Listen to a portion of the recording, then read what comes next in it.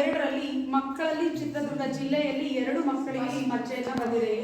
ಯಾವ ಥರ ಇದೆ ಅಂದರೆ ಅವ್ರಿಗೆ ಆಲ್ರೆಡಿ ಇನ್ನೇನು ಅಂಗವಿಕಲತೆಯನ್ನು ತಲುಪುವುದಾಗಿತ್ತು. ಅಷ್ಟು ಸ್ಟೇಜಲ್ಲಿರುವಂತಹ ಒಂದು 2 ಮಕ್ಕಳನ್ನು ನಾವು ಕಂಡಿಡಿದು ಅವ್ರಿಗೆ ಚಿಕಿತ್ಸೆಯನ್ನು ಕೊಟ್ಟು ಗುಣಪಡಿಸಿ ಈಗ ಆರಾಮಾಗಿದ್ದಾರೆ.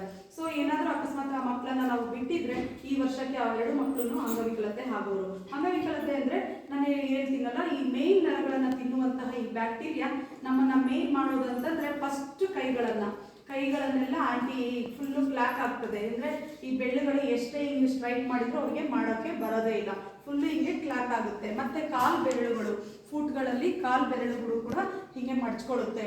ಸೊ ಆಮೇಲೆ ಬೇರೆ ಥರದ ಇನ್ನು ಬಾಡಿ ಫುಲ್ಲು ಕಣ್ಣುಗಳಿಗೆ ತಲುಪುತ್ತೆ, ಹುಬ್ಬುಗಳಿಗೆ ಎಲ್ಲ ಪೂರ್ತಿ ದೇಹದ ನರಗಳನ್ನೆಲ್ಲ ತಿನ್ಕೊಂಡು ಒಂದೊಂದನ್ನೇ ನಮ್ಮನ್ನು ಸಾಯಿಸ್ತಾ ಅದು ಅಂಗವಿಕಲತೆಗೆ ತಲುಪುತ್ತೆ. ಸೊ ಹಾಗಾಗಿ ಮಕ್ಕಳಿಗೆ ಇದು ಬಂದರೆ ನಾವು ನಾಳೆ ಹೋಗ್ತಾರೆ ಏನಾದರೂ ಬಂತು ಅಂದರೆ ಭಾಳ ಕಷ್ಟ. ಆ ಮಕ್ಕಳು ಒಂದು ಭವಿಷ್ಯನೇ ನಾವು ರೂಪಿಸೋಕೆ ಆಗೋದಿಲ್ಲ ಅಂತ ಪರಿಸ್ಥಿತಿಗೆ ತಲುಪುವಂಥದ್ದು ಇರುತ್ತೆ. ಎಲ್ಲೇ ಇರ್ಬೋದು, ಇದು ಒಂದು ಸಾಂಕ್ರಾಮಿಕ ರೋಗ, ಒಬ್ಬರಿಂದ ಒಬ್ಬರಿಗೆ ಹರಡುವಂತಹ ಕಾಯಿಲೆ ಅಂದಮೇಲೆ ನಮಗೂ ಕೂಡ ಬರುವಂತಹ ಚಾನ್ಸಸ್ ಇರಬಹುದು. ಅದಕ್ಕೆ ಯಾವುದೇ ಆಗಲಿ ನಿಮ್ಮ ತಂದೆ